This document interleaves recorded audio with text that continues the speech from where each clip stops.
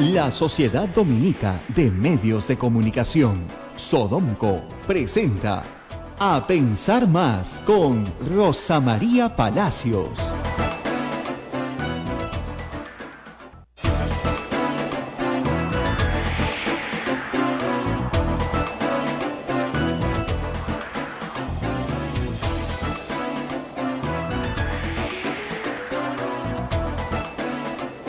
De la mañana, 00 minutos. Rosa María Palacios, buenos días. ¿Cómo estás? Bueno, muy buenos días, amigos. Un buen fin de semana han tenido todos ustedes. Aquí en Santo Domingo, como imaginarán, pues mucha expectativa porque esta semana es la semana de Santa Rosa de Lima. El día 30 es la fiesta patronal de Santa Rosa, la oficial en el Perú. Habrá una misa en la Plaza de Armas. Se calcula, estaba escuchando a la policía y a las autoridades, que vendrán al centro 1 millón de personas. Wow. Todo el centro o las partes, digamos, relevantes serán peatonales, como siempre, sobre todo la avenida Conde de Superunda, que une el convento de Santa Rosa con Santo Domingo, donde está ella enterrada.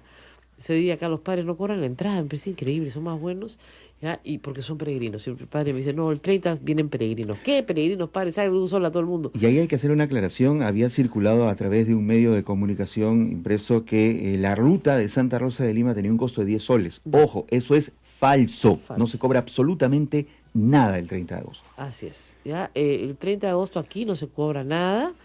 Y además hay una presentación para niños este año, una sala especial que se ha hecho solo para niños. Se puede venir con sus niños y tiene una versión para niños de Santa Rosita más cercana, ¿no? Entonces, hay para toda la familia y estamos todos muy, como dice, inquietos con esta situación. Nosotros la semana pasada tuvimos acá un festejo importante, pero ahora es el que se abre al público.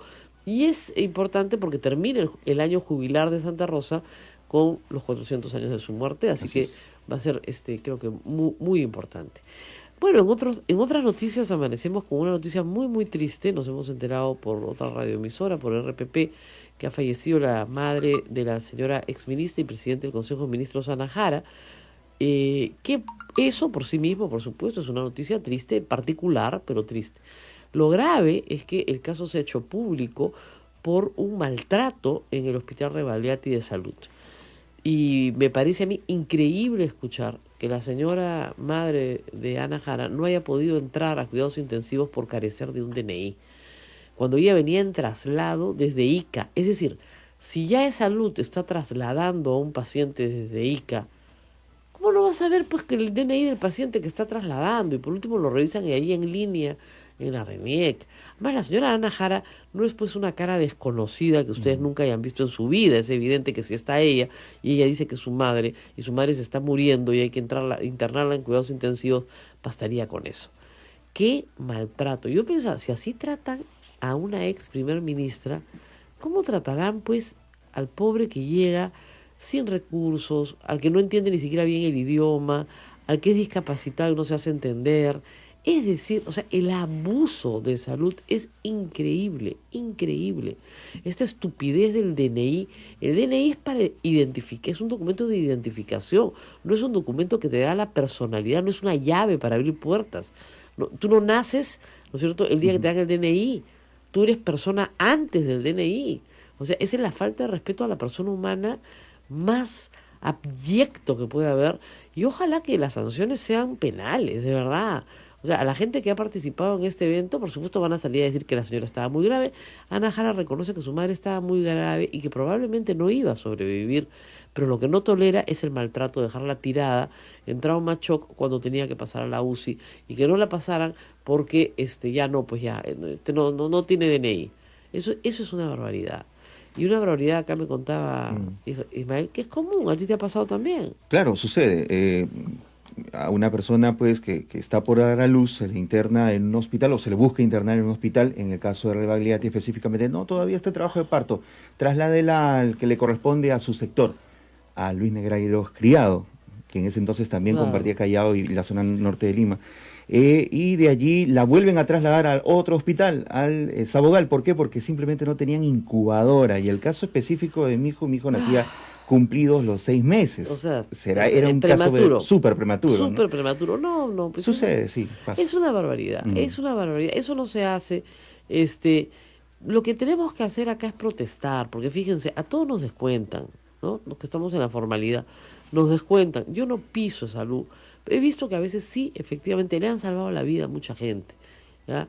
Y está muy bien porque hay buenos médicos bien entregados, pero esta burocracia hay que denunciarla. Esto no puede ser. Ya, si están sobresaturados, digan, no se puede autorizar el traslado antes de que la señora salga de ICA. No traslades a alguien para quien no tienes atención. Y en general yo les doy un consejo bien personal, ¿no? No hay nada como morirse en su casa, de verdad, rodeado de su familia, rodeado de sus cosas, con la gente que quieren, con la música que les gusta escuchar. Si usted ya sabe que una persona ya está por morir, no la lleve al hospital, menos a un hospital del seguro. Y de salud pública les digo, ¿para qué? Para que muera solo en una UCI donde nadie puede entrar a verlo. Mejor es como se hacía antes, ¿no es cierto? El bien morir. La gente moría en su casa con su familia rezando alrededor. Venía un médico, certificaba la muerte, punto. No necesitabas más, ¿no? Yo creo, Rosa María, que ese punto que acabas de explicar debería ser incluido en Ponte, un tratamiento psicológico que se le hace al familiar de la persona que está Lógico. desahuciada, porque es verdad, el impulso primordial que hay en un hijo o un familiar directo Y es ahora salvarle la vida como sea, ¿no? Ahora, hay ¿no? gente mayor que es treja y tiene carácter y dice, no, perdón, yo me muero en mi casa. Y se queda en su casa. Me muero en mi casa, a mí no me lleva nadie a ninguna parte. ¿Ya? Y esa gente que, bueno, que tiene la conciencia tranquila, el alma tranquila, que está preparada, porque además eso es también un derecho, una persona tiene derecho a que la ayuden a morir, o sea, que pedir un sacerdote si la persona quiere un sacerdote, o algún otro culto, poner sus asuntos en paz. O sea, si tienes, Dios te da la gracia de poder saber que pronto vas a morir, te está dando la gracia de poder arreglar tus asuntos e irte tranquilo con todo resuelto, ¿no es cierto? Y dejar a tu familia en paz. A veces Dios no te da esa gracia y simplemente te caes muerto pues de un infarto, de una muerte violenta, catastrófica. Pero en general, si tienes en medio de todo el dolor y el sufrimiento, siempre digo, ¿no? Si es una enfermedad larga, penosa, espantosa, un cáncer muy largo, por ejemplo, pero tienes la oportunidad de saber que te vas a morir. Entonces tú puedes hacer algunas disposiciones, o sea, miren, hijito, me muero en la casa, o me muero en el sitio en el que yo me quiera morir, o lléganme a tal sitio que ahí me quiero morir, ¿ya? Pero estos traslados dramáticos, traumáticos, que además causan un mayor trauma a la familia porque siempre te quedas con la impresión de que no hiciste todo lo posible, ¿no? Sí, Que ese es el pudiste tema. haberlo salvado. Y eso no es verdad. La vida tiene un principio y tiene un final. Todos nos vamos a morir, absolutamente todos, de una forma u otra. Tenemos dos formas de morir en este mundo, una de forma violenta y otra de forma anticipada, ¿no? Las personas mayores saben, están preparadas, han enterrado a tanta gente durante su vida, que saben mejor que nosotros que somos mucho más jóvenes cómo viene la mano, y lo saben perfectamente. Entonces, se preparan, toman sus disposiciones, hacen sus cosas, hay que dejarlos hacer. Y finalmente, acompañarlos. ¿Qué quiere un padre? Que todos sus hijos estén a su alrededor cuando mueren. ¿Qué más puede pedir? En cambio, en una sala, en un hospital de salud, no te dejan entrar. No, pues. No te dejan entrar. ¿No? Y ya no se puede hacer nada y no te dejan acompañar a una persona a morir. Que a mí me parece de una crueldad sin límites. Entiendo el problema sanitario, entiendo el problema del contagio. Mayor razón, además les digo, para dejar a una persona muy grave en su casa.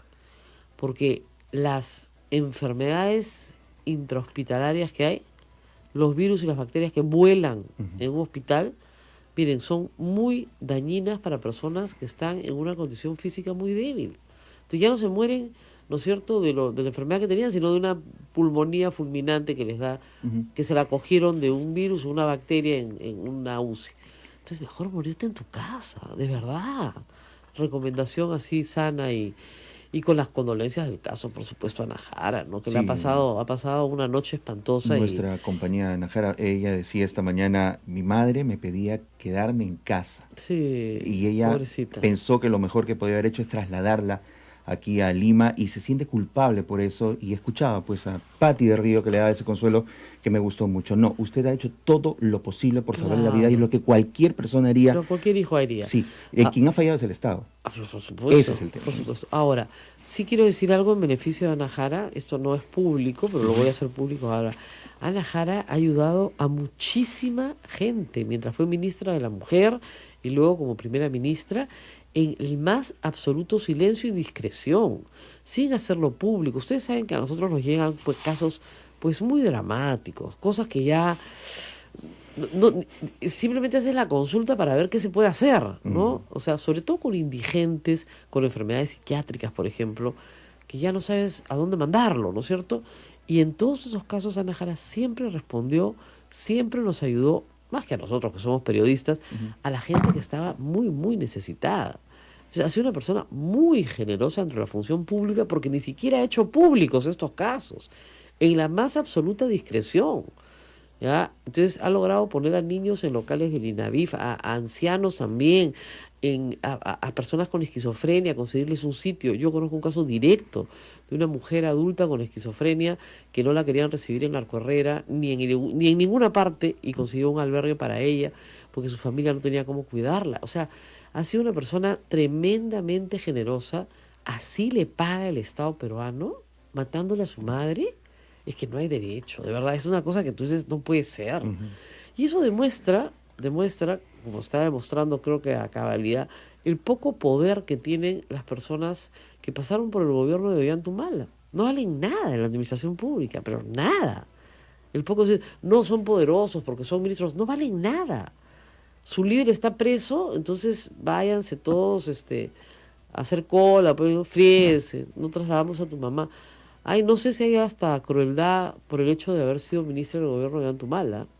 Podría ser. Pero nada se puede descartar ahora. Así es. Entonces hay que hacer una investigación a fondo. Revalidati tiene que dar una respuesta hoy día. Y por supuesto van a decir que la señora estaba muy enferma y que se iba a morir de todas maneras. Sí, claro. Ya, pero no le tocaba eso decidirlo al portero del Revalidati, ¿se dan cuenta? Ni al administrativo que dijo que no pasa porque no tiene DNI. Eso le tocaba decidirlo a Dios, no a ellos. Entonces, si ellos lo decidieron, ellos se tienen que hacer responsables por esa muerte. Y eso tiene, me preguntaba acá Patti del Río, qué delito era, pues un rango bien variado. ¿Ah, sí? Claro, Cuéntame. exposición de personas al peligro, por ejemplo. O sea, has tenido la oportunidad de poner a una persona en una situación de seguridad y la dejaste en una situación de desamparo. Homicidio culposo. Culposo. Culposo, no doloso, evidentemente, pero no es de Claro. pero culposo. Homicidio por negligencia. En su variante también, digamos, una variante del culposo, pero por negligencia, y así podemos Por seguir. ser un tema médico, me imagino. Exactamente, Claro. por negligencia médica, homicidio por negligencia médica. O sea, podemos seguir, ¿ah? Entonces, que quede claro que acá no solamente estamos hablando de ¿Y faltas contra quién específicamente? contra las personas que tomaron esas decisiones, contra el fulano que le pidió el DNI que no pudo pasar, exposición de personas a peligro. Correcto. ¿Ya? Y contra la institución también, como reparación civil. ¿Por qué? Porque no ha tomado las provisiones necesarias para tener a su personal entrenado para no hacer estupideces.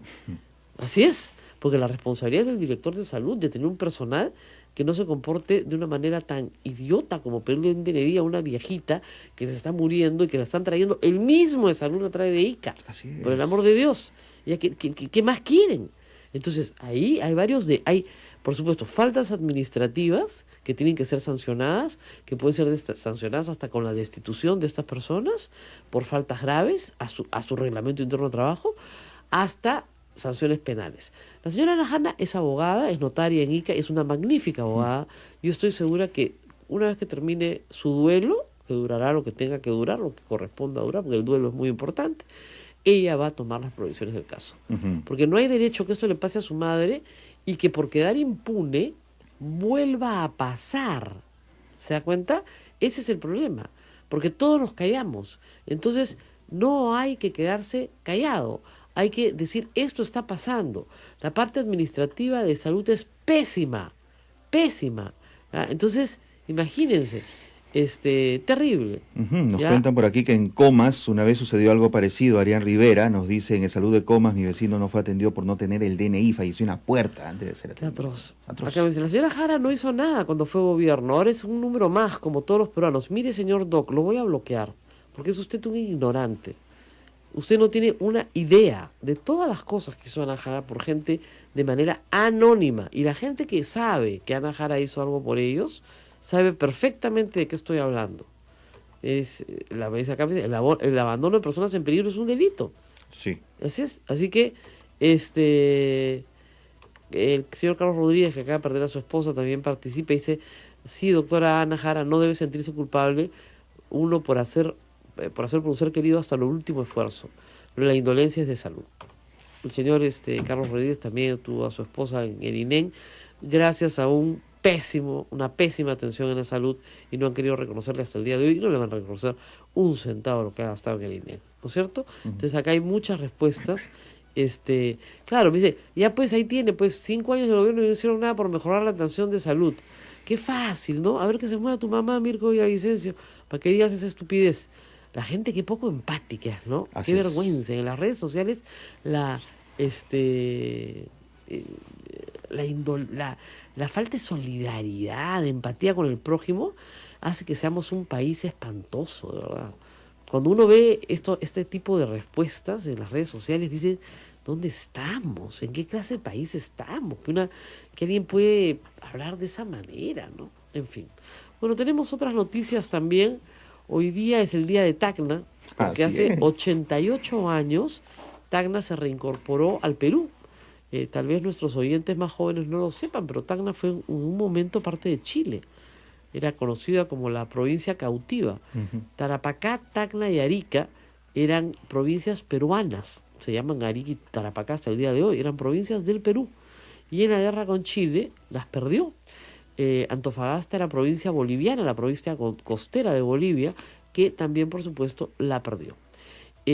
Nosotros, cuando se firmó el Tratado de Ancón, se decidió que luego de unos años iba a haber un plebiscito para que las provincias de Arica y Tacna decidieran dónde querían vivir.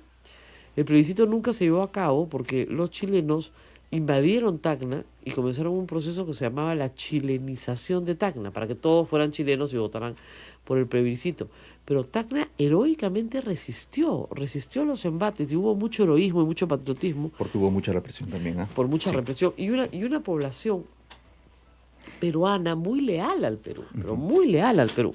Entonces, el acuerdo al que se llega ya hace 88 años es que no hay plebiscito, Arica queda para Chile y Tacna para el Perú.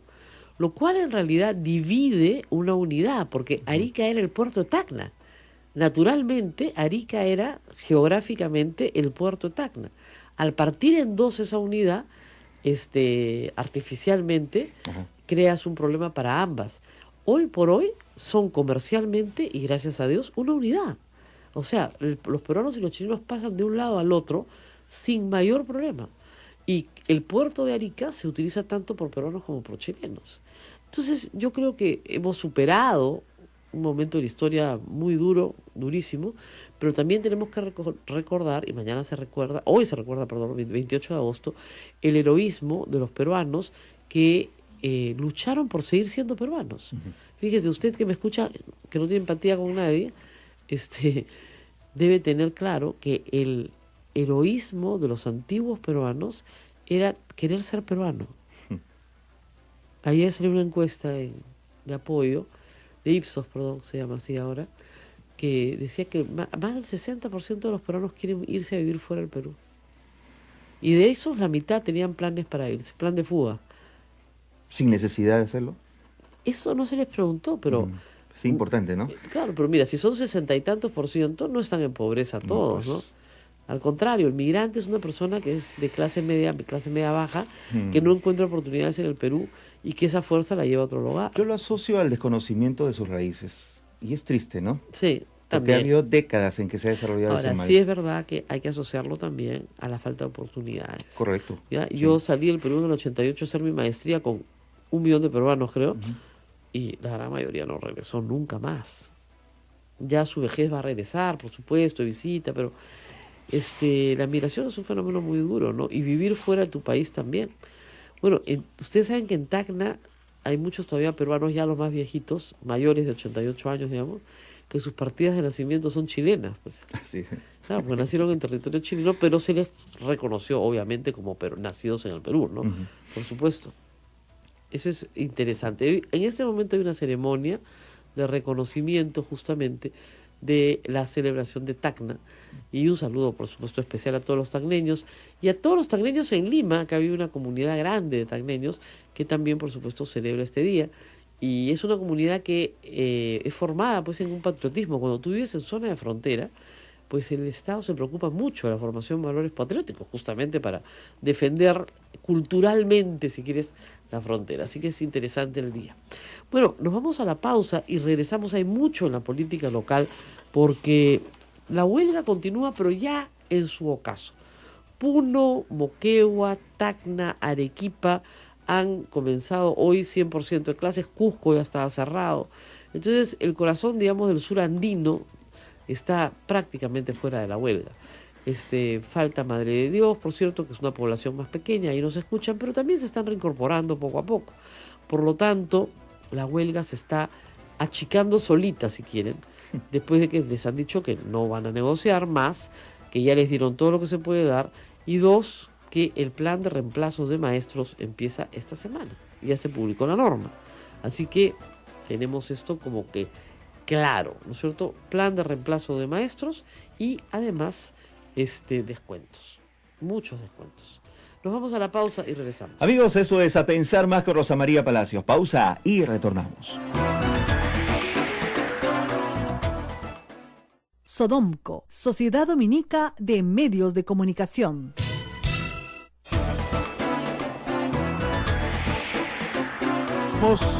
Segundo bloque, esto es A Pensar Más con Rosa María Palacios. Sí, continúan los festejos en Tacna. Por cierto, el presidente está participando en el festejo, ceremonia conmemorativa, pone en el canal del Estado, de la reincorporación de Tacna al Perú hace 88 años. Imagínense ustedes. Pero lo que hay que decir es que el presidente Kuczynski está en problemas, serios problemas. Se han visto las encuestas de ayer. Es más o menos una caída libre, o sea, pasar de 32 puntos a 19 puntos en un mes. Es la huelga que le está pasando la factura, por cierto, y también una sensación de que el presidente no gobierna, de que el presidente no está en los problemas, de que no tiene las capacidades para enfrentar a los fujimoristas, etcétera. El Congreso, por supuesto, también tiene 19% de aprobación, el legislativo sale pésimo, y la mayoría legislativa aplastante es la del fujimorismo. Sin embargo, Keiko y Kenji mantienen su 30 y tantos %, los dos, ¿no es cierto?, liderando el desempeño de todos los políticos peruanos. Entonces, no les está yendo mal a ellos como personas. Ahora, ese 30% corresponde al voto que tenían en la primera vuelta. Un poco menos del voto que tenían en la primera vuelta, ciertamente, porque Keiko llegó casi al 40% en la primera vuelta. Un poco menos del voto que tenía en la primera vuelta. Y como es una respuesta múltiple, le puedes dar, ¿no es cierto?, a varios un puntaje alto. Así que más bien sus posibilidades electorales para el 2021 no alcanzan. Ese es un problema complicado. Y el otro tema que tenemos a futuro es que el mismo presidente del Consejo de Ministros, Fernando Zavala, ha dicho que trabajan con una bancada de a 10, ya ni siquiera de a 17. Y los que están abandonando a Pedro Pablo Kuczynski manifiestamente son los que integran el PPCaucismo, ¿no es cierto? 29, son, digamos, 7 liderados por Gilbert Violeta, Salvador Edesi, Juan Cheput y otros congresistas que vienen de provincias que no quieren ser parte de la bancada de gobierno en los términos planteados.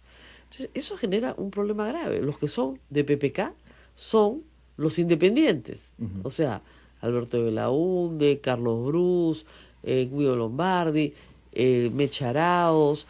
Y no los partidarios. Claro, y no los partidarios. Lo que es curioso, Juan Carlos Tafur contó, no este fin de semana, sino el anterior en la revista Somos, que estos no digamos, partidarizados del PPCaucismo se reunieron en la casa de PPK y PPK golpeaba la mesa y le decía, ustedes han sido elegidos por mí, ¿por qué no me apoyan?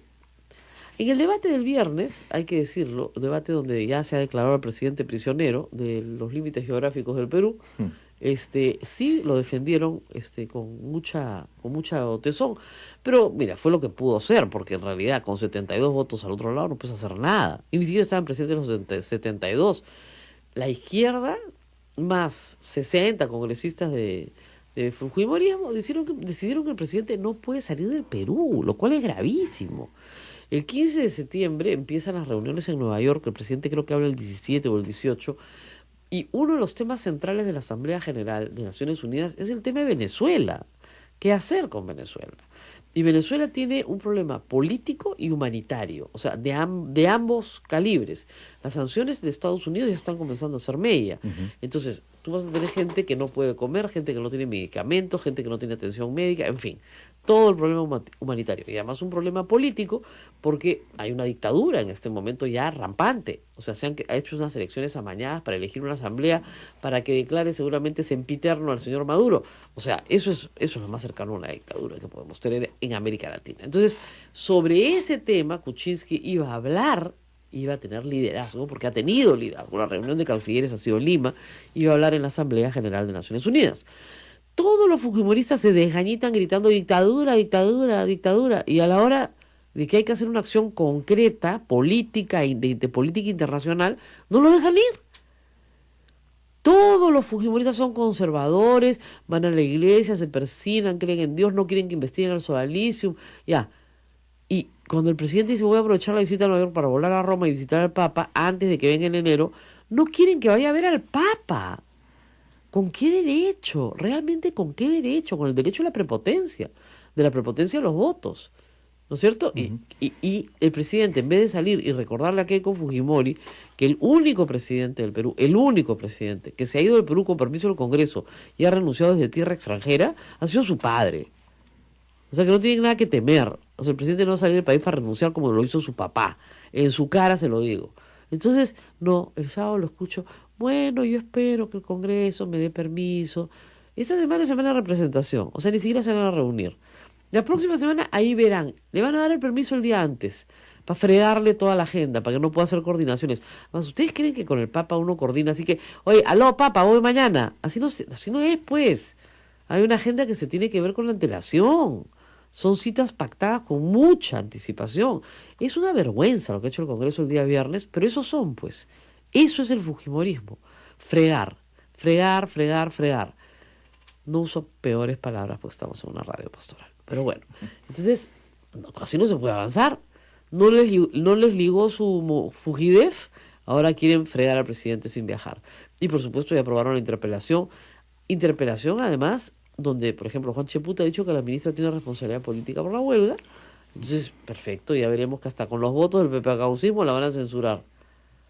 Fíjense la obsesión que tiene Keiko Fujimori con el Ministerio de Educación. Sería su segundo ministro de Educación censurado, uno tras otro, uno por año. ¿Ya? Entonces, fíjense la obsesión, que es reventar la educación peruana a como dé lugar. Porque la ministra puede haber tenido muchos errores, ¿no es cierto? Pero censurarla no te va a resolver el problema educativo en el Perú. Pero absolutamente para nada. Entonces, vamos a ver qué pasa al final. Pero yo creo que ha sido un error del fujimorismo que los revela como lo que son. Un grupo obstruccionista decidido a impedir cualquier iniciativa del Estado peruano, pero en este caso es grave, porque es una iniciativa de política internacional. Entonces, bueno, veremos qué pasa. Vamos a la pausa y regresamos.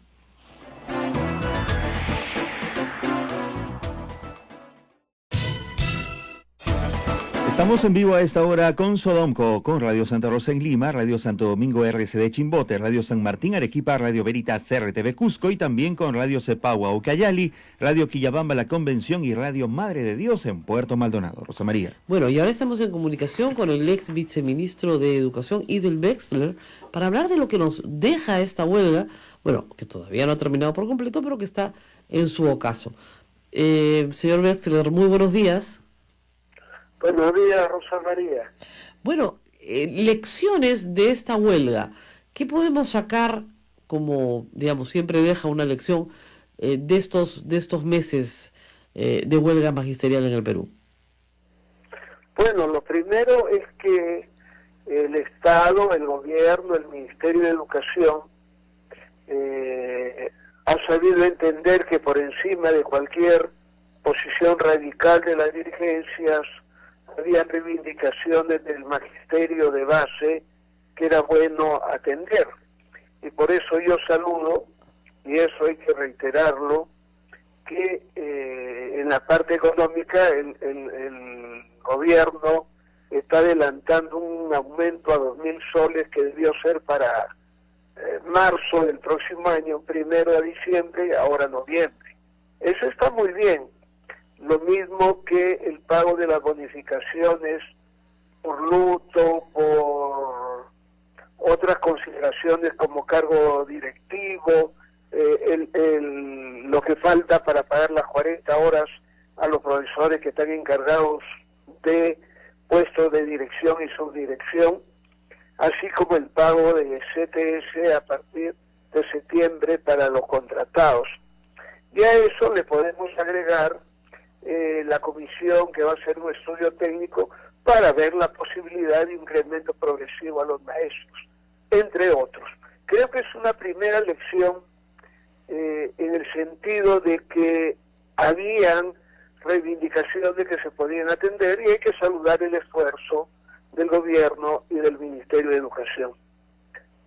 Bueno, y sobre el tema, digamos, del maestro en sí mismo, esta nueva dirigencia, ¿usted cree que ha calado, que va a desplazar a Patria Roja del control del SUTEP?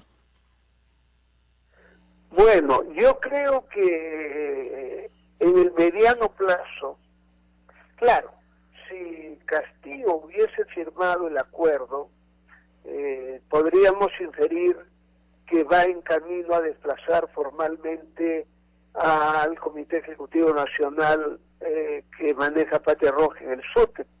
Creo que ahora las cosas le van a ser más difíciles, pero ese es un proceso que va a demorar, por la experiencia, un par de años o quizás más, y ahí todo va a depender de cómo asuma un rol autocrítico, una reflexión clara y contundente de parte del Comité Ejecutivo Nacional.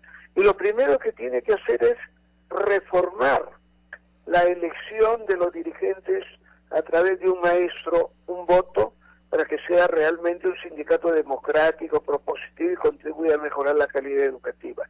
Si va a seguir con una elección cerrada, totalmente dominada por el partido, y no hay una reflexión crítica, yo creo que los otros sectores van a ir avanzando. Lentamente, pero van a ir avanzando. Sobre el otro problema complicado, digamos, que es la infiltración del Movadef en el magisterio. ¿Qué lecciones se pueden aprender después de lo que hemos visto en estos días? Bueno, yo creo que ahí hay varias lecciones.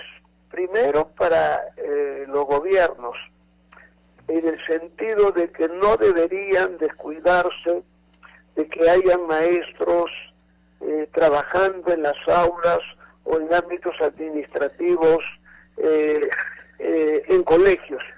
Mira, Rosa María, en 2010 se hablaba de 450. Ahora, después de 7 años, el ministro Basomprío habla de 4.500. ¿Dónde está la omisión y el descuido? Está en los órganos correspondientes del gobierno del presidente Humala, que no ha tomado nota de esta situación. Entonces, ahí hay que trabajar. Maestro que está sentenciado por terrorismo no puede estar en la escuela enseñando a nuestros niños jóvenes por ningún motivo. Segundo, en el ámbito sindical, los partidos políticos tienen que activar. Antes estaba la democracia cristiana, equipos docentes de los sectores religiosos, bueno, en algún momento Acción Popular, el APRA, después se lo dejaron a Patria Roja, pero ahora no hay sectores democráticos ni religiosos que activen el magisterio. Claro, en ningún sindicato, como tú sabrás. Entonces, si el sindicato se renueva, si nuevas posiciones entran, y hay un debate ideológico que es importante sobre el tema y se fortalece el sindicalismo en su esencia natural, podríamos decir que podemos avanzar para que el sindicato adquiera una postura propositiva, democrática, con la mayor variedad de presencias políticas, inclusive del Movadef, pero que no tengan la dirección del movimiento sindical tan fuerte como parece tenerlo actualmente. Ahora, el tema de la meritocracia, hace 10 años, cuando usted estaba todavía en el poder, digamos, se incluyó, ¿no es cierto?, como un elemento importante en la carrera magisterial, el mérito. Pasamos de de un ascenso por antigüedad y la adquisición de algunos conocimientos a un ascenso por concurso y por mérito. Sin embargo, 10 años después, parece ser que esto no ha calado en el maestro, que lo rechaza y que lo niega. ¿No es un buen momento para discutir si la meritocracia es el camino para la carrera magisterial? Sí, pero no en cuanto a su esencia, sino fundamentalmente en cuanto a su realización práctica. Te cuento, y tú estás siempre atento a esto. El 2007, cuando se aprobó la ley, porque esto fue una política de Estado que se comenzó con el presidente Paniagua, ocurre que se comienza a implementar el 2009 los concursos para la incorporación y el nombramiento de la carrera. Y hubo una fuerte acción, incluyendo a Patria Roja, directores regionales y sectores intelectuales afines a ellos. Entonces, la reforma de la carrera tuvo muchas dificultades, pero logró integrar 55.000 maestros con aumentos de sueldos reales de la primera a la quinta escala. Luego, la carrera se para 3 años. Se reinicia con algunas evaluaciones. Se hace la gran publicidad que la meritocracia está en camino. Pero ¿qué ocurre? En 5 años se han acumulado 160.000 maestros fuera de la carrera. 8.000 solamente han ingresado. Y cuando han habido reubicaciones, la mayoría está entre la primera y cuarta, yo diría algo así como un 7-8% en la quinta y sexta, y ninguno en la séptima y octava. Entonces, cuando los maestros comenzaban a valorar la meritocracia, a ir a maestrías, a capacitarse, se dan cuenta que no constituye una mejora sustantiva en su avance del escalafón magisterial ni en el mejoramiento de sus sueldos. Entonces lo que habría es que discutir, por ejemplo, si es que 8 escalas es lo mejor o no es lo mejor, pero lo que habría que hacer es profundizar una efectiva carrera magisterial, inclusive manteniendo, por supuesto, la evaluación de desempeño, pero tratando de mejorarla técnicamente para generar confianza en el magisterio. Lógico. Bueno, ¿cree usted que la huelga ya está en su ocaso, como creemos varios, que la reincorporación se va a terminar de producir esta semana? Los maestros más radicales han dicho que están buscando una tregua.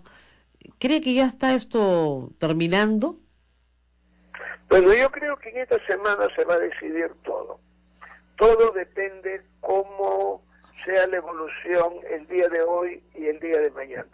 Pero yo creo que ya está en la curva de bajada y bueno, esperemos que a lo mejor un diálogo o un acuerdo final de manera rápida, sin mayores concesiones, pueda dar por terminada esta huelga. Pero yo creo que mantenerla en el nivel alto que tuvo las 2 semanas anteriores, ya no, ya está de bajada. Es mi apreciación por la experiencia de los movimientos huelguísticos del magisterio. Así es, la mía también.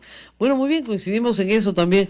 Muchísimas gracias, señor Idol Bexter, por estar con nosotros. Gracias por llamar. Esta mañana no le quitamos más tiempo. Han sido los comentarios del ex viceministro de Educación, el señor Idol Bexter. Nosotros vamos a una pausa, me imagino, que nos toca, y regresamos con mucho más, pues no se muevan, ¿ah? Tenemos mucha información. Siguen los festejos en Tacna, por cierto. Vamos a la pausa y volvemos a pensar más.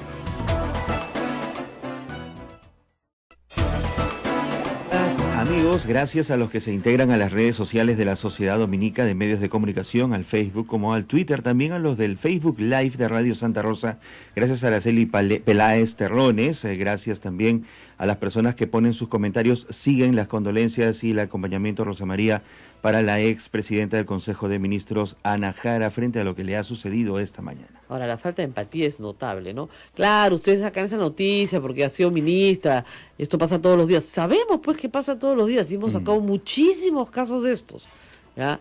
Pero mayor razón hay en este caso porque es una persona visible. Si a una persona visible la tratan así, ¿cómo tratarán al resto? Pues esa es la pregunta, ¿no es cierto? Y la otra cosa que he puesto yo en el Twitter y que ha aparecido toda clase de estupideces que ya bloqueé es, dice mucho de Ana Jara que ella y su madre se atienden en el seguro. Lo que dice es que no se ha enriquecido en el poder, que no tiene un montón de plata, porque si no ella y su mamá se atenderían en una clínica privada en Lima. O sea, dice mucho de Ana Jara que se atienda en el seguro, de verdad. No, la mayoría de los políticos que están ahora en el poder no se atienden en el seguro social. Entonces, no es que es notaria, sí, pero ser notaria no significa que tienes trabajo, no que eres multimillonaria, ¿ya? Y que no eres rica tampoco. Además, su notaría la tuvo abandonada con un colega que la reemplazó durante 5 años, o sea que tampoco, como dicen, tampoco. Bueno, hablando de tampoco, acá me pasan las cifras exactas de GFK. Ajá. Keiko Fujimori tiene 39% de aprobación, es más cercano a su votación de primera vuelta, pero Kenji ha crecido un poquito y ya llega a los 33% de aprobación. Y Julio Guzmán también crece hasta 31% de aprobación, Verónica Mendoza hasta 26%, más bien ella baja de 28, 27, 26, está en el margen de error. Alfredo Barnechea 25%, César Acuña 17%, no está mal César Acuña, yo pensé que estaba más bajo, imagínate tú. Y hay otros, creo que hasta Alan García tiene algo, 10% de aprobación, una cosa así. Acá está, Gregorio Santos 13%, Marco Arana 8%. No, perdón, Marco Arana tiene 10% y Gregorio Santos 15%. Nunca falta, pues, nunca falta. Ahora es una respuesta múltiple, uno puede decir sí, aprueba su gestión, aprueba, a todos, ¿no? O puede decir no aprueba ninguno. ¿Ya? Entonces de ahí salen los rangos. Una cosa son estas, por cierto, y otra son, por supuesto, el día de la votación, ¿no es cierto? Eso es completamente distinto. A ver, ¿qué más tenemos Pensé que teníamos noticias de Tacna. Su salud, la Superintendencia Nacional de Salud de Rosa María ya se está haciendo cargo del caso de Ana Jara. Ha dicho Iván Cárdenas, vamos a investigar lo ocurrido con la mamá de la señora Jara para tomar las acciones correspondientes. Mientras que la expresidenta del Consejo de Ministros, Ana Jara, ha dicho que le dicen que para extender la partida de defunción de su madre debe exhibir el DNI original. Ella nuevamente denuncia un caso de inhumanidad y se pregunta, ¿y la consulta en línea de RENIEC? Claro, no, es una estupidez completa. Además, ella es notaria, sabe perfectamente que no necesitas presentar el DNI, pero original. El papelito. Necesitamos el papelito. ¿Ya? ¿Acaso la señora tiene un nombre inventado? No, es que es la necedad, realmente la necedad. Es como cuando te piden el DNI para entrar a una dependencia pública, ¿no? ¿Qué hacen con tu DNI? Que te pidan el nombre y lo apunten, me parece muy bien, ¿no? Pero se lo quedan y te dan un pase. Entonces tú caminas con el pase por todos lados. No, o sea, es que es una tontería completa, ¿no? Es como cuando vas a una ventanilla de una tesorería y tiene un vidrio gigantesco y no puedes hablar, tienes que hablar a través de un hueco.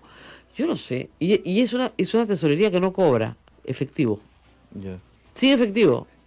Y tienes que hablar a través de un hueco.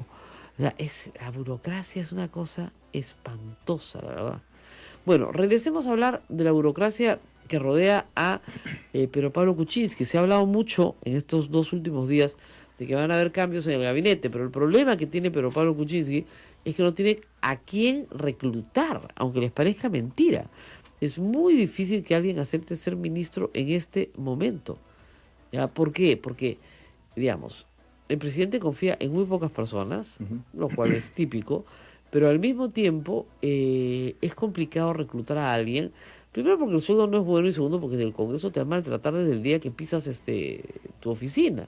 Y además van a investigar tus antecedentes, si algún día te pasaste una luz roja o algún día tomaste algo de más, o si fuiste al psiquiatra cuando eras chiquito, ¿no? Ahorita a Marilú Marten la están fastidiando porque tiene bachillerato, ¿ya? ¿Quién la fastidia? Chacón, ¿no es cierto? ¿Quién? Luisa María, perdón, no, Luisa María está enferma, ¿no? Lourdes Alarcón, ¿no? ¿Quién? Lourdes Alcorta, perdón. O sea, los que no tienen ni quinto, con la justa quinto media. ¿Ya? Esos son los que la fastidian. Eso no puede ser, pues, ¿no? En fin, hay un oyente que quiere participar, vamos a escucharlo. ¿Aló? ¿Aló? Se cortó la llamada. Así es. ¿Aló? Se perdió la comunicación. Gracias de todas maneras por comunicarse con nosotros a través de los diferentes medios. Me están diciendo acá cosas muy graciosas. Hay 2 problemas, 3 o 4 en realidad, problemas ya que se manifiestan sobre el tema de la política cultural del Perú y la vergüenza que es que por ser sumisos con el fujimorismo se tomen decisiones que son absurdas. En realidad, lo que ha pasado en el Museo de la Memoria, a mí me da pena porque el ministro Salvador del Solar es un ministro que ha sido el director de la película Magallanes. Magallanes es una película de denuncia de la violencia política del Estado contra personas particulares, contra mujeres, durante los años, ¿no es cierto?, de la violencia interna. Él ha sido director de eso. ¿Cómo puede ahora pretender que la historia se reescriba? O sea, no se puede reescribir la historia. Lo que pasó, pasó. No le gusta el fujimorismo. ¡Qué pena, pues! Dicen que la historia la escriben los ganadores, ¿no es cierto? Entonces, como ahora ellos se sienten ganadores, quieren reescribirla. ¡Piña, pues! ¿No? Como dicen, si tú no quieres que el Museo de la Memoria te conmueva o te subleve o te altere, nombra pues director del Museo de la Memoria Martín Rivas, pues, ¿ya? Y borra todo lo que ha hecho el Grupo Colina. En fin, tenemos a un oyente. ¿Aló? Aló, buenos días, Rosa María. Sí, escuchamos. Muchas gracias. En principio quiero decirte que soy una maestra con discapacidad, trabajando ya más de 20 años en el magisterio, pero quiero denunciar lo siguiente, Rosa María. Yo, para ser merecedora de la plaza en la cual me desenvuelvo, pues he participado en el concurso de nombramientos, también he participado en concurso de ascensos, y por lo cual estoy en la segunda escala, pero tengo que lamentar, Rosa María, que el Ministerio de Educación no quiere cumplir un derecho de las personas con discapacidad, en los concursos de ascensos específicamente. Estoy hablando del artículo 48 de la Ley 29973, e incluso hay 2 informes técnicos de servir, el 391-2015 y el 2330-2016, que el Ministerio de Educación no quiere respetar, donde se dice entre sus conclusiones de que los maestros con discapacidad debemos tener esa bonificación de 15% en el puntaje final de todo concurso de méritos, toda vez que estamos pues en desventaja con los maestros que tienen todas sus facultades físicas en óptimas condiciones. Muy bien, muy bien. Bueno, a tenerlo en cuenta. Muchísimas gracias por la información. Gracias, Rosa María. Muchas gracias por la información. Espero que el Ministerio nos esté escuchando y que tomen en consideración esto que está basado en la ley. Fíjense, si la ley lo manda, hay que cumplirlo. Es así de fácil, tan simple como eso. Si la ley lo manda, hay que cumplirlo y es así. En Arequipa tenemos noticias. La gobernadora regional Yamila Osorio ha logrado que la huelga se suspenda y que los niños regresen en un 100% a clases. Ella fue muy clara y dijo la semana pasada, si no regresan a clases, el lunes los reemplazamos. Bueno, hoy día regresaron todos. Cuando tienes autoridad... Funcionó. Funciona, claro, pues. sí, Cuando tienes autoridad, funciona. El problema con el presidente es que también no demuestra pues esa autoridad. A veces lo quieren sacar hablando con firmeza, ¿no? Parece, es ridículo. No puede ser más ridículo. Tiene que ser una persona que transmita esa autoridad, ¿no es cierto? Y ayer... ¿Te has enterado la de ayer, no? Lo llevan a un festival gastronómico muy bonito, ¿no? Y dice que la pachamanca es árabe y el ceviche japonés. Plop. No te puedo decir. No, pero lo que quería explicar es que tiene un problema pues, con la comunicación. Hay que traducirle, ¿no? Hay que traducirle, Sí. que venga Carlos Ferrero, traducción. Dijo que era de origen japonés y de origen. Lo que he podido decir es que tiene influencia, claro, ¿no? Así que los japoneses comen pescado crudo, sí, pero no lo comen marinado en limón, ¿no? O sea, cocido en limón, porque no tienen el limón que tenemos nosotros. O sea, que es imposible que el ceviche sea japonés.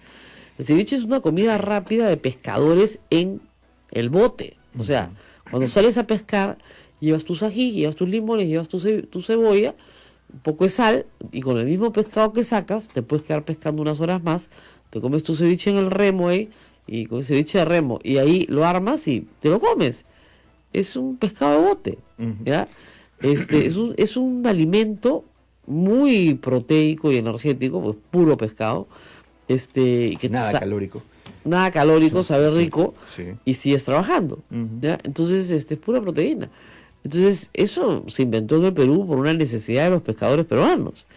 Pero no se inventó en Japón. En Japón se come pescado crudo, sí, pero no es lo mismo. Porque además nosotros no comemos pescado crudo. Siempre digo, no está crudo, está cocido. Está cocido en el jugo de limón. Y que la pachamanca sea árabe, miren, a ver, empecemos por el principio. Efectivamente, los moros vivieron 400 años en España, entonces la influencia morisca es enorme en España, por supuesto. Los españoles que llegaron al Perú venían de haber expulsado a los moros casi como que ahí nomás, claro. En 1492 y en 1535 se está fundando Lima. Entonces es evidente que traen, ¿no es cierto?, una carga cultural influenciada por todo el mundo árabe, por cierto. Ok, entonces eso no quiere decir que la pachamanca sea árabe. Lo que quiere decir es que el indio peruano adapta una técnica de cocción a sus propias necesidades, la transforma completamente y transforma la técnica de cocción en una técnica de cocción que le permite cocinar de otra manera con otros productos, además, con otros ingredientes, con ingredientes locales, ¿no? Con papa, con maíz, con cosas que no hay pues en el mundo árabe, ¿no es cierto?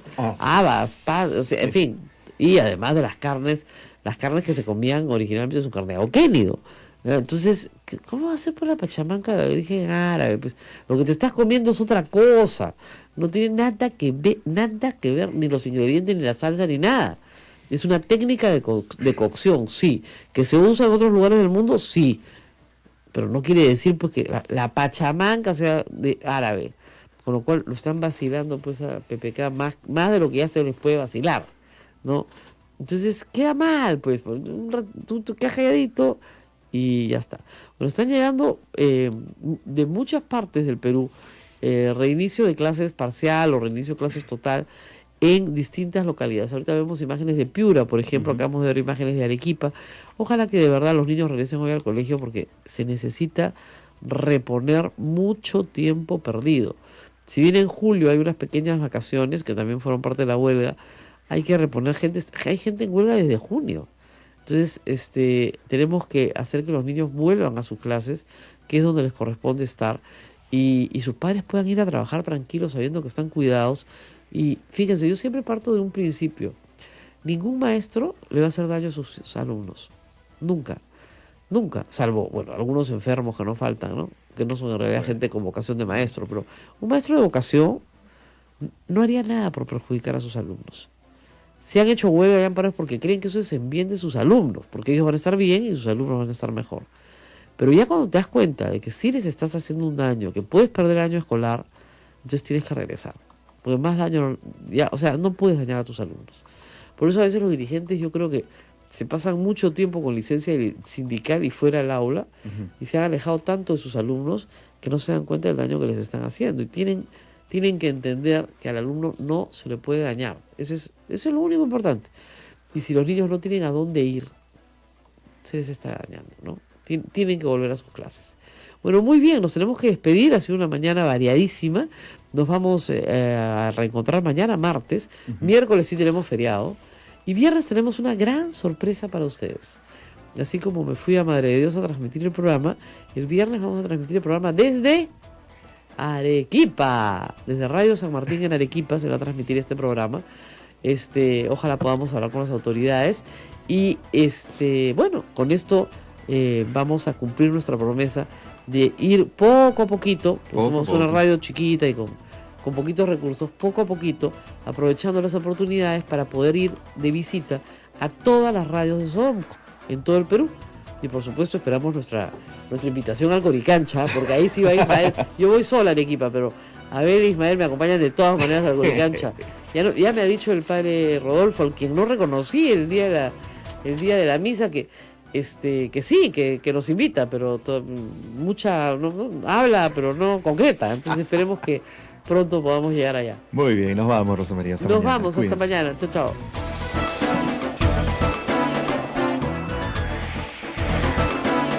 Hasta aquí, A Pensar Más con Rosa María Palacios.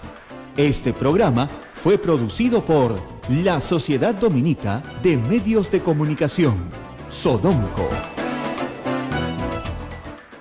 Traumáticos, que además causan un mayor trauma en la familia porque siempre te quedas con la impresión de que no hiciste todo lo posible, ¿no? Sí. Que ese es el pudiste tema. haberlo salvado. Y eso no es verdad. La vida tiene un principio y tiene un final. Todos nos vamos a morir, absolutamente todos, de una forma u otra. Tenemos dos formas de morir en este mundo, una de forma violenta y otra de forma anticipada, ¿no? Las personas mayores saben, están preparadas, han enterrado a tanta gente durante su vida, que saben mejor que nosotros, que somos mucho más jóvenes, cómo viene la mano, y lo saben perfectamente. Entonces, se preparan, toman sus disposiciones, hacen sus cosas, hay que dejarlos hacer. Y finalmente, acompañarlos. ¿Qué quiere un padre? Que todos sus hijos estén a su alrededor cuando mueren. ¿Qué más puede pedir? En cambio, en una sala, en un hospital de salud, no te dejan entrar. No, pues. No te dejan entrar. ¿No? Y ya no se puede hacer nada y no te dejan acompañar a una persona a morir. Que a mí me parece de una crueldad sin límites. Entiendo el problema sanitario, entiendo el problema del contagio. Mayor razón, además les digo, para dejar a una persona muy grave en su casa. Porque las enfermedades intrahospitalarias que hay, los virus y las bacterias que vuelan en un hospital, miren, son muy dañinas para personas que están en una condición física muy débil. Entonces ya no se mueren, ¿no es cierto?, de la enfermedad que tenían, sino de una pulmonía fulminante que les da, que se la cogieron de un virus o una bacteria en una UCI. Entonces mejor morirte en tu casa, de verdad. Recomendación así sana y con las condolencias del caso, por supuesto, a Najara, ¿no? Que le ha pasado una noche espantosa. Nuestra compañía Najara, ella decía esta mañana, mi madre me pedía quedarme en casa. Sí, Y ella pobrecita. pensó que lo mejor que podía haber hecho es trasladarla aquí a Lima y se siente culpable por eso. Y escuchaba pues a Patti de Río que le daba ese consuelo que me gustó mucho. No, usted ha hecho todo lo posible por salvar la vida y lo que cualquier persona haría. Lo cualquier hijo haría. Sí, quien ha fallado es el Estado. Por supuesto, Ese es el tema. por supuesto. Ahora, sí quiero decir algo en beneficio de Ana Jara. Esto no es público, pero lo voy a hacer público ahora. Ana Jara ha ayudado a muchísima gente mientras fue ministra de la Mujer y luego como primera ministra, en el más absoluto silencio y discreción, sin hacerlo público. Ustedes saben que a nosotros nos llegan pues casos pues muy dramáticos, cosas que ya simplemente haces la consulta para ver qué se puede hacer, ¿no? O sea, sobre todo con indigentes, con enfermedades psiquiátricas, por ejemplo, que ya no sabes a dónde mandarlo, ¿no es cierto? Y en todos esos casos Ana Jara siempre respondió, siempre nos ayudó, más que a nosotros que somos periodistas, a la gente que estaba muy, muy necesitada. O sea, ha sido una persona muy generosa entre la función pública porque ni siquiera ha hecho públicos estos casos, en la más absoluta discreción.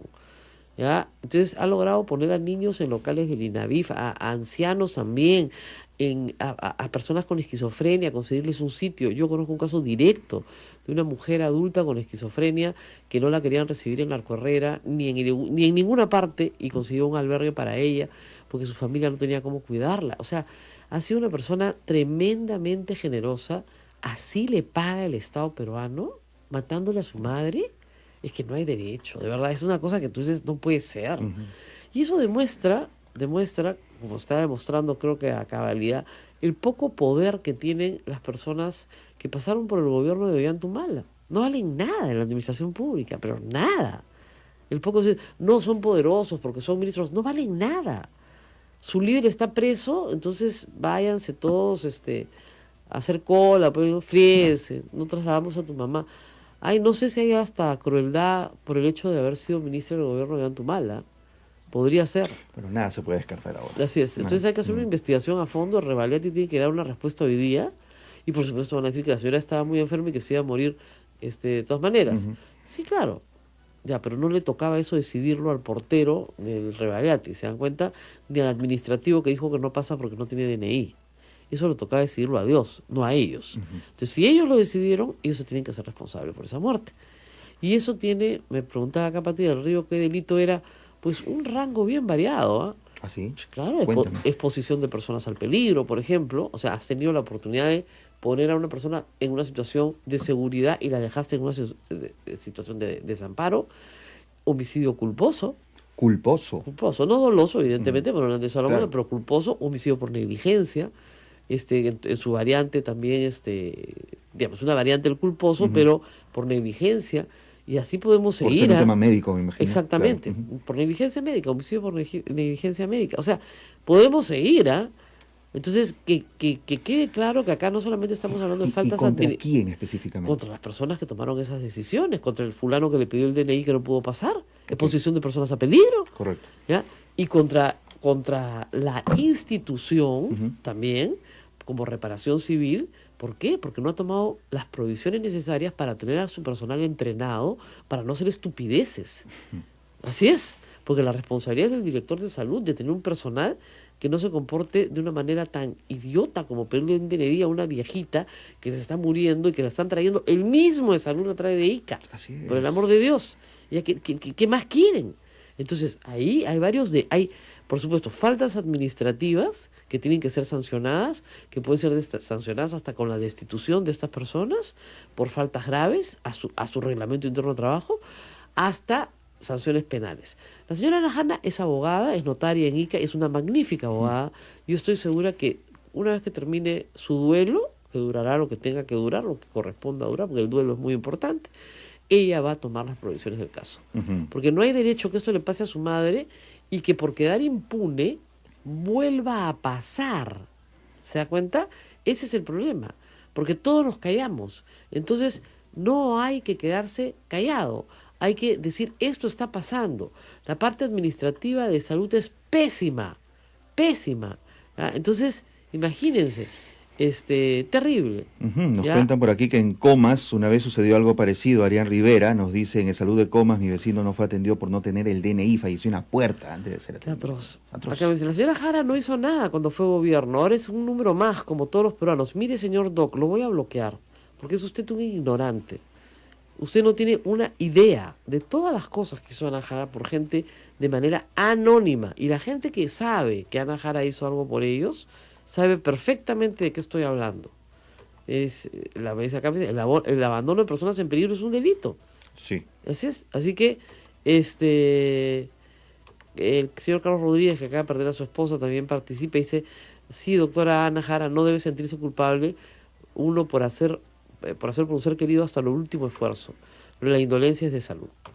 El señor Carlos Rodríguez también tuvo a su esposa en el INEM gracias a una pésima atención en la salud, y no han querido reconocerle hasta el día de hoy, y no le van a reconocer un centavo de lo que ha gastado en el INEM, ¿no es cierto? Entonces acá hay muchas respuestas. Claro, me dice, ya pues ahí tiene, pues 5 años de gobierno y no hicieron nada por mejorar la atención de salud. Qué fácil, ¿no? A ver que se muera tu mamá, Mirko y Vicencio, para que digas esa estupidez. La gente qué poco empática, ¿no? Así Qué es. vergüenza. En las redes sociales la falta de solidaridad, de empatía con el prójimo, hace que seamos un país espantoso, de verdad. Cuando uno ve este tipo de respuestas en las redes sociales, dice, ¿dónde estamos? ¿En qué clase de país estamos? Que alguien puede hablar de esa manera, ¿no? En fin. Bueno, tenemos otras noticias también. Hoy día es el día de Tacna, porque Así hace es. 88 años Tacna se reincorporó al Perú. Tal vez nuestros oyentes más jóvenes no lo sepan, pero Tacna fue en un momento parte de Chile. Era conocida como la provincia cautiva. Tarapacá, Tacna y Arica eran provincias peruanas. Se llaman Arica y Tarapacá hasta el día de hoy. Eran provincias del Perú. Y en la guerra con Chile las perdió. Antofagasta era provincia boliviana, la provincia costera de Bolivia, que también, por supuesto, la perdió. Nosotros, cuando se firmó el Tratado de Ancón, se decidió que luego de unos años iba a haber un plebiscito para que las provincias de Arica y Tacna decidieran dónde querían vivir. El plebiscito nunca se llevó a cabo porque los chilenos invadieron Tacna y comenzaron un proceso que se llamaba la chilenización de Tacna, para que todos fueran chilenos y votaran por el plebiscito. Pero Tacna heroicamente resistió los embates y hubo mucho heroísmo y mucho patriotismo. Porque hubo mucha represión también, ¿ah? Por mucha represión y una población peruana muy leal al Perú, pero muy leal al Perú. Entonces, el acuerdo al que se llega ya hace 88 años es que no hay plebiscito, Arica queda para Chile y Tacna para el Perú. Lo cual en realidad divide una unidad, porque Arica era el puerto de Tacna. Naturalmente, Arica era geográficamente el puerto de Tacna. Al partir en dos esa unidad, artificialmente, creas un problema para ambas. Hoy por hoy son comercialmente, y gracias a Dios, una unidad. O sea, los peruanos y los chilenos pasan de un lado al otro sin mayor problema. Y el puerto de Arica se utiliza tanto por peruanos como por chilenos. Entonces, yo creo que hemos superado un momento de la historia muy durísimo, pero también tenemos que recordar, y mañana hoy se recuerda, el 28 de agosto, el heroísmo de los peruanos que lucharon por seguir siendo peruanos. Fíjese, usted que me escucha, que no tiene empatía con nadie, debe tener claro que el heroísmo de los antiguos peruanos era querer ser peruano. Ayer salió una encuesta de apoyo, de Ipsos, se llama así ahora, que decía que más del 60% de los peruanos quieren irse a vivir fuera del Perú. Y de esos, la mitad tenían planes para irse, plan de fuga. Sin necesidad de hacerlo. Eso no se les preguntó, pero... Es importante, ¿no? Claro, pero mira, si son 60 y tantos %, no están en pobreza todos, ¿no? Al contrario, el migrante es una persona que es de clase media baja, que no encuentra oportunidades en el Perú y que esa fuerza la lleva a otro lugar. Yo lo asocio al desconocimiento de sus raíces. Y es triste, ¿no? Sí, también. Porque ha habido décadas en que se ha desarrollado ese Ahora, mal. sí es verdad que hay que asociarlo también a la falta de oportunidades. Correcto. ¿Ya? Sí. Yo salí del Perú en el 88 a hacer mi maestría con 1 millón de peruanos, creo, y la gran mayoría no regresó nunca más. Ya su vejez va a regresar, por supuesto, de visita, pero la migración es un fenómeno muy duro, ¿no? Y vivir fuera de tu país también. Bueno, ustedes saben que en Tacna hay muchos todavía peruanos, ya los más viejitos, mayores de 88 años, digamos, que sus partidas de nacimiento son chilenas, pues. Sí. Claro, porque nacieron en territorio chileno, pero se les reconoció, obviamente, como nacidos en el Perú, ¿no? Por supuesto. Eso es interesante. En este momento hay una ceremonia de reconocimiento, justamente, de la celebración de Tacna, y un saludo, por supuesto, especial a todos los tacneños y a todos los tacneños en Lima, que había una comunidad grande de tacneños que también, por supuesto, celebra este día. Y es una comunidad que es formada pues en un patriotismo. Cuando tú vives en zona de frontera, pues el Estado se preocupa mucho de la formación de valores patrióticos, justamente para defender culturalmente, si quieres, la frontera. Así que es interesante el día. Bueno, nos vamos a la pausa y regresamos. Hay mucho en la política local porque la huelga continúa, pero ya en su ocaso. Puno, Moquegua, Tacna, Arequipa han comenzado hoy 100% de clases. Cusco ya estaba cerrado. Entonces, el corazón, digamos, del sur andino está prácticamente fuera de la huelga. Falta Madre de Dios, por cierto, que es una población más pequeña, ahí nos escuchan, pero también se están reincorporando poco a poco. Por lo tanto, la huelga se está achicando solita, si quieren, después de que les han dicho que no van a negociar más, que ya les dieron todo lo que se puede dar, y 2, que el plan de reemplazos de maestros empieza esta semana. Ya se publicó la norma. Así que tenemos esto como que claro, ¿no es cierto? Plan de reemplazo de maestros y además descuentos. Muchos descuentos. Nos vamos a la pausa y regresamos. Amigos, eso es A Pensar Más con Rosa María Palacios. Pausa y retornamos. Sodomco, Sociedad Dominica de Medios de Comunicación.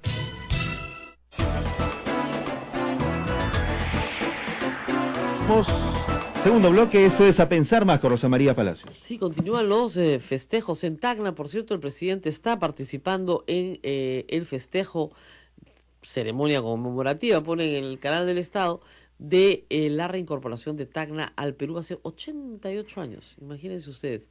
Pero lo que hay que decir es que el presidente Kuczynski está en problemas, serios problemas. Se han visto las encuestas de ayer. es más o menos una caída libre, o sea, pasar de 32 puntos a 19 puntos en un mes.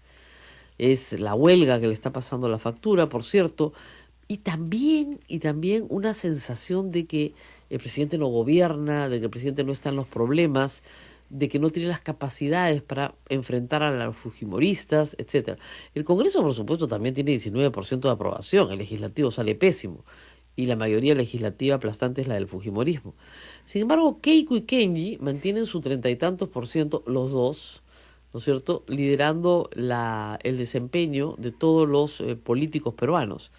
Entonces, no les está yendo mal a ellos como personas. Ahora, ese 30% corresponde al voto que tenían en la primera vuelta. Un poco menos del voto que tenían en la primera vuelta, ciertamente, porque Keiko llegó casi al 40% en la primera vuelta. Un poco menos del voto que tenía en la primera vuelta. Y como es una respuesta múltiple, le puedes dar, ¿no es cierto?, a varios un puntaje alto. Así que más bien sus posibilidades electorales para el 2021 no alcanzan. Ese es un problema complicado. Y el otro tema que tenemos a futuro es que el mismo presidente del Consejo de Ministros, Fernando Zavala, ha dicho que trabajan con una bancada de a 10, ya ni siquiera de a 17. Y los que están abandonando a Pedro Pablo Kuczynski manifiestamente son los que integran el PPK-usismo, ¿no es cierto? 29, son, digamos, 7 liderados por Gilbert Violeta, Salvador Edesi, Juan Cheput y otros congresistas que vienen de provincias que no quieren ser parte de la bancada de gobierno en los términos planteados.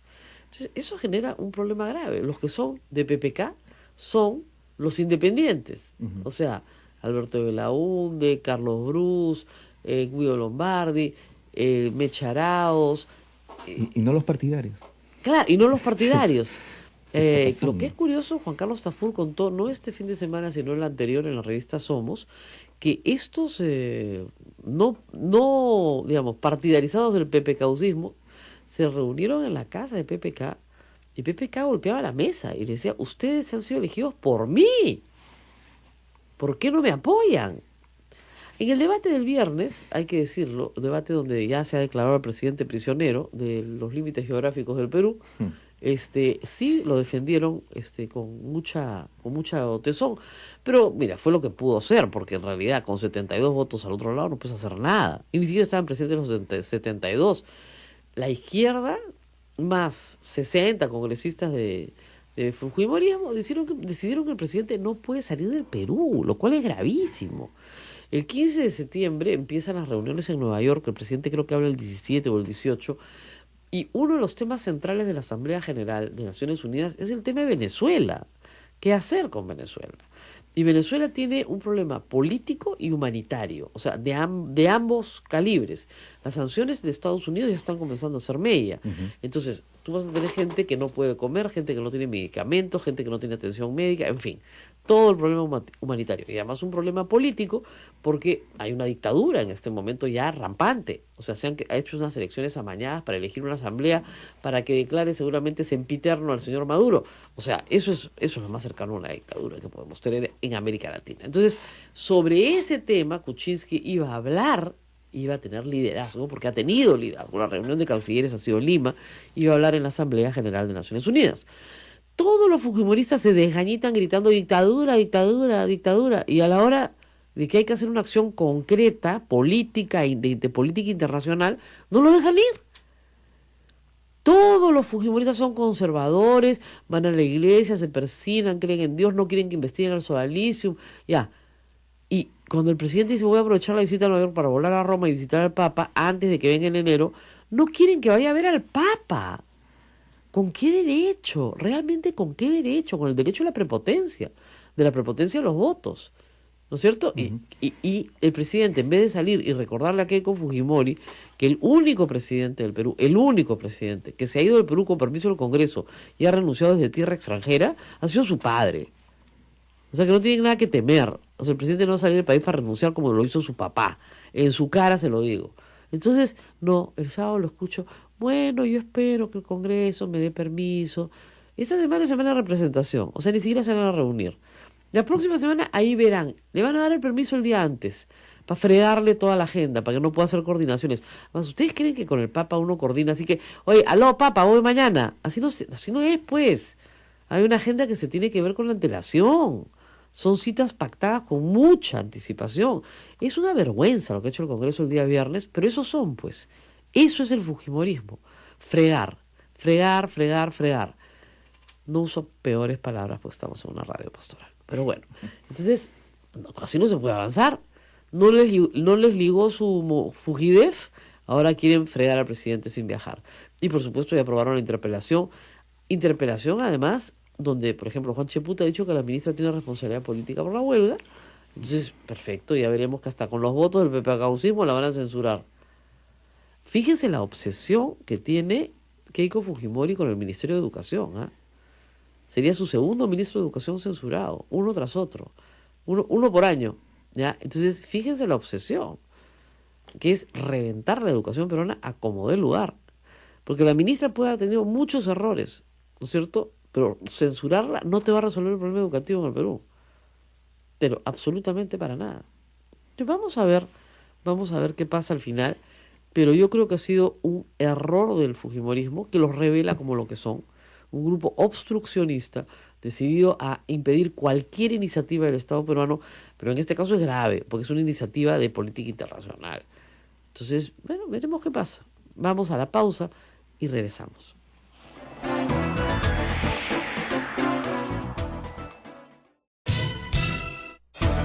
Estamos en vivo a esta hora con Sodomco, con Radio Santa Rosa en Lima, Radio Santo Domingo RCD Chimbote, Radio San Martín Arequipa, Radio Veritas RTV Cusco y también con Radio Cepagua Ucayali, Radio Quillabamba La Convención y Radio Madre de Dios en Puerto Maldonado. Rosa María. Bueno, y ahora estamos en comunicación con el ex viceministro de Educación, Idel Wexler, para hablar de lo que nos deja esta huelga, bueno, que todavía no ha terminado por completo, pero que está en su ocaso. Señor Wexler, muy buenos días. Buenos días, Rosa María. Bueno, lecciones de esta huelga. ¿Qué podemos sacar como, digamos, siempre deja una lección de estos meses de huelga magisterial en el Perú? Bueno, lo primero es que el Estado, el gobierno, el Ministerio de Educación ha sabido entender que por encima de cualquier posición radical de las dirigencias había reivindicaciones del magisterio de base que era bueno atender. Y por eso yo saludo, y eso hay que reiterarlo, que en la parte económica el gobierno está adelantando un aumento a 2.000 soles que debió ser para marzo del próximo año, 1 de diciembre y ahora noviembre. Eso está muy bien. Lo mismo que el pago de las bonificaciones por luto, por otras consideraciones como cargo directivo, lo que falta para pagar las 40 horas a los profesores que están encargados de puestos de dirección y subdirección, así como el pago de CTS a partir de septiembre para los contratados. Y a eso le podemos agregar la comisión que va a hacer un estudio técnico. La Sociedad Dominica de Medios de Comunicación, Sodomco, presenta A Pensar Más con Rosa María Palacios.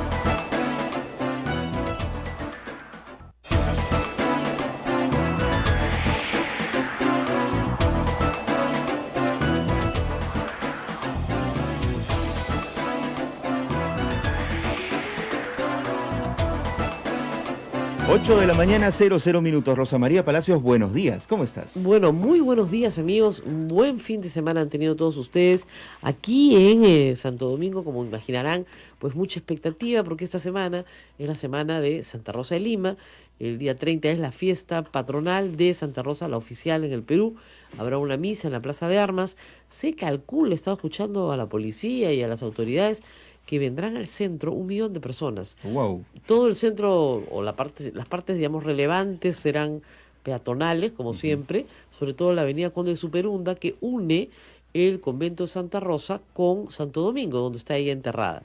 ese día acá los padres no cobran la entrada, me parece increíble, son más buenos, ¿ya? Y porque son peregrinos. Siempre el padre me dice, no, el 30 vienen peregrinos. ¿Qué peregrinos, padres? Sale luz sola a todo el mundo. Y ahí hay que hacer una aclaración. Había circulado a través de un medio de comunicación impreso que la ruta de Santa Rosa de Lima tenía un costo de 10 soles. Ojo, eso es falso. No se cobra absolutamente nada el 30 de agosto. Así es. ¿Ya? El 30 de agosto aquí no se cobra nada.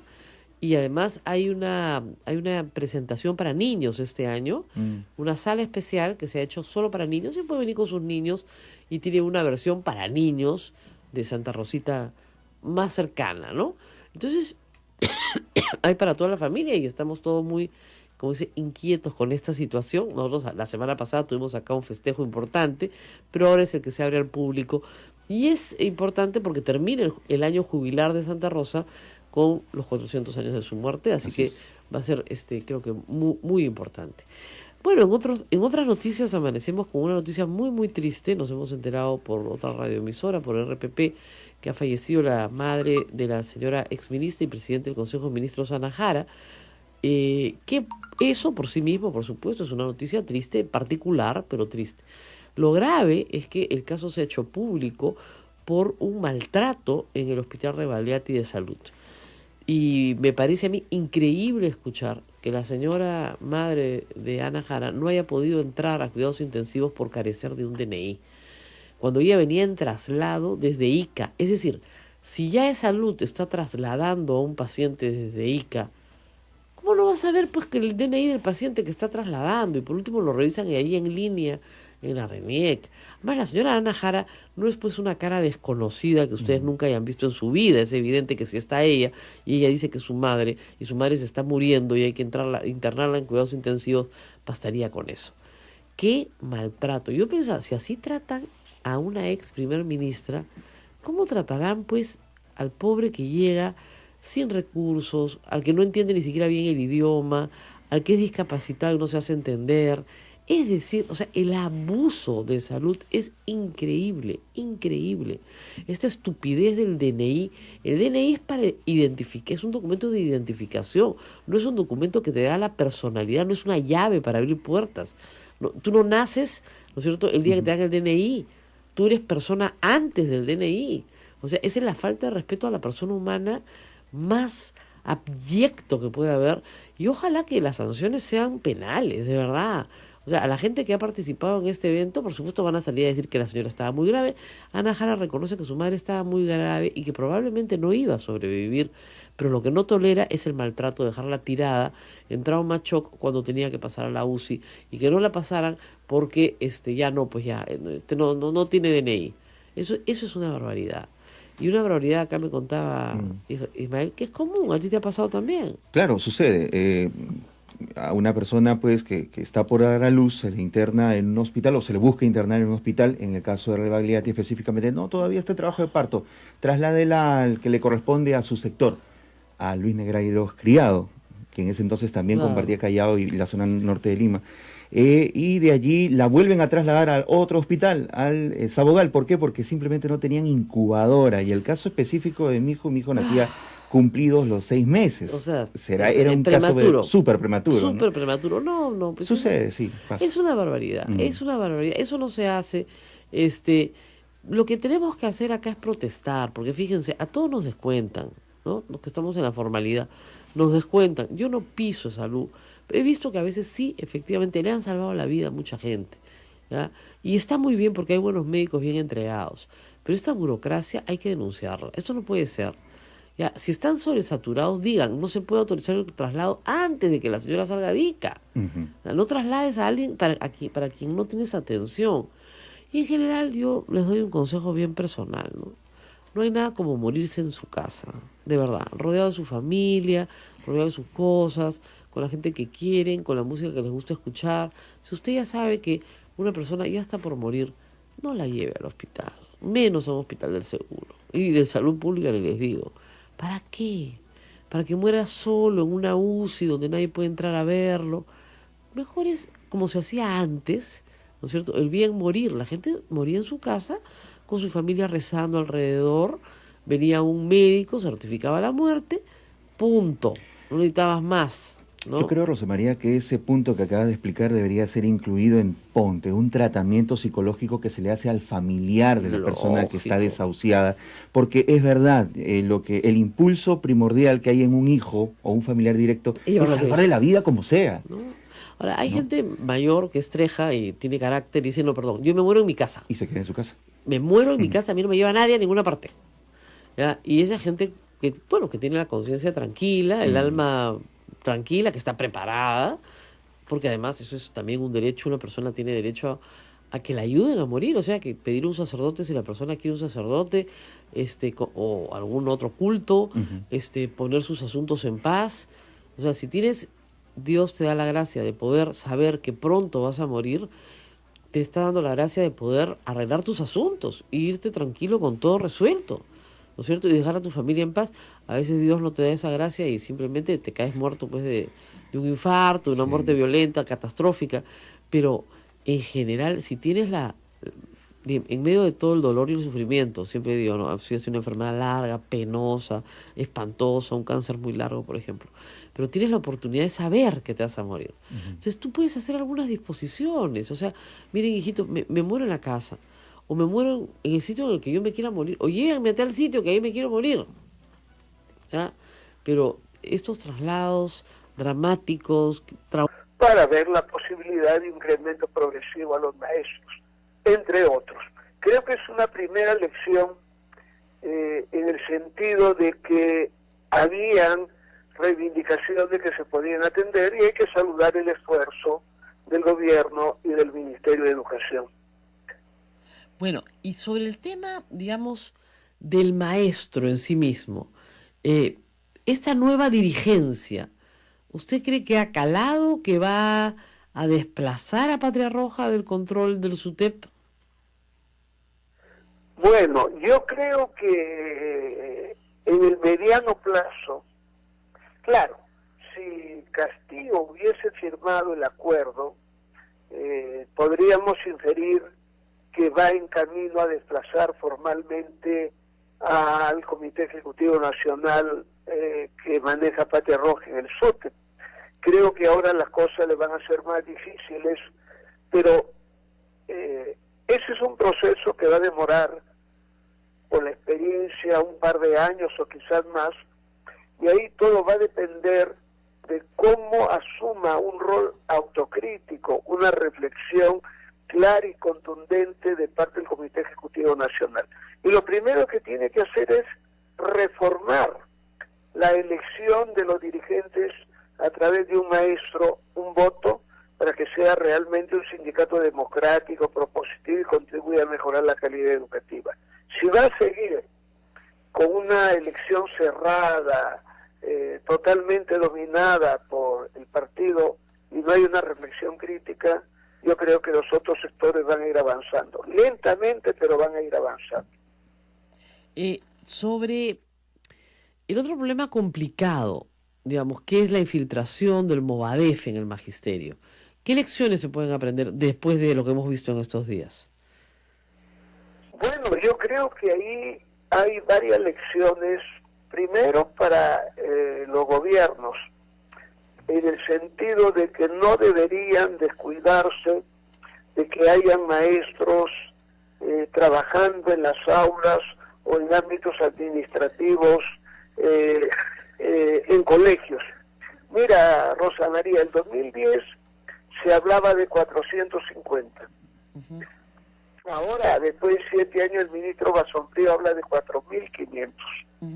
¿Dónde está la omisión, el descuido? Está en los órganos correspondientes del gobierno del presidente Humala, que no ha tomado nota de esta situación. Entonces, ahí hay que trabajar. Maestro que está sentenciado por terrorismo no puede estar en la escuela enseñando a nuestros niños jóvenes por ningún motivo.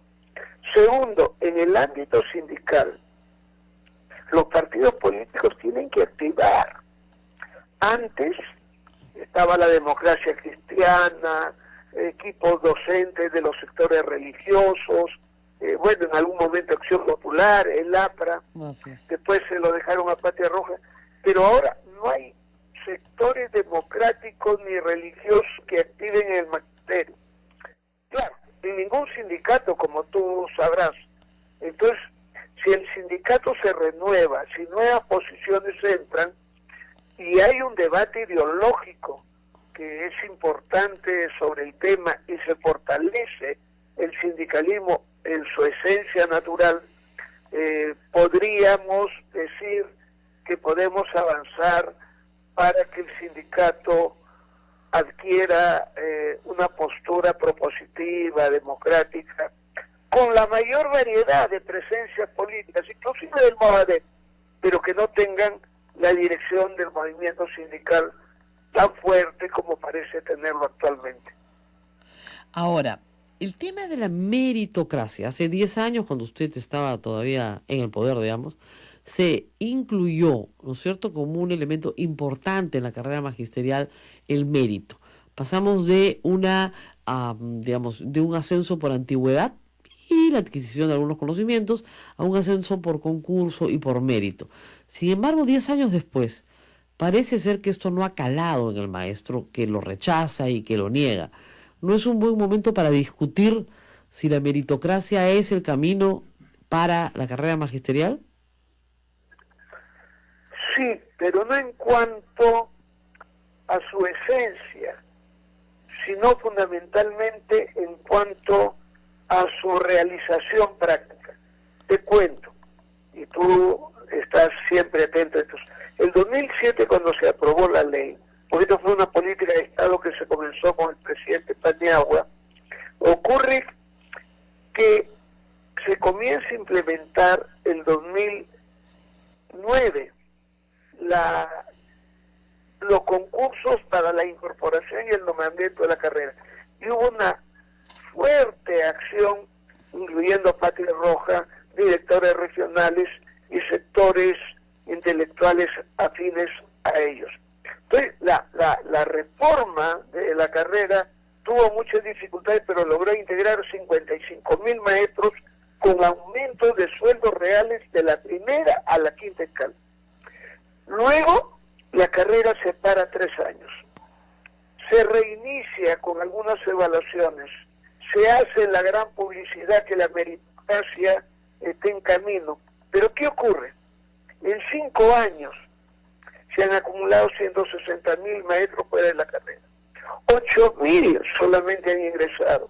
Y cuando han habido reubicaciones, la mayoría está entre la primera y cuarta, yo diría algo así como un 7-8% en la quinta y sexta, y ninguno en la séptima y octava. Entonces, cuando los maestros comenzaban a valorar la meritocracia, a ir a maestrías, a capacitarse, se dan cuenta que no constituye una mejora sustantiva en su avance del escalafón magisterial ni en el mejoramiento de sus sueldos. Entonces lo que habría es que discutir, por ejemplo, si es que 8 escalas es lo mejor o no es lo mejor, pero lo que habría que hacer es profundizar una efectiva carrera magisterial, inclusive manteniendo, por supuesto, la evaluación de desempeño, pero tratando de mejorarla técnicamente para generar confianza en el magisterio. Lógico. Bueno, ¿cree usted que la huelga ya está en su ocaso, como creemos varios, que la reincorporación se va a terminar de producir esta semana? Los maestros más radicales han dicho que están buscando una tregua. ¿Cree que ya está esto terminando? Bueno, yo creo que en esta semana se va a decidir todo. Todo depende cómo sea la evolución el día de hoy y el día de mañana. Pero yo creo que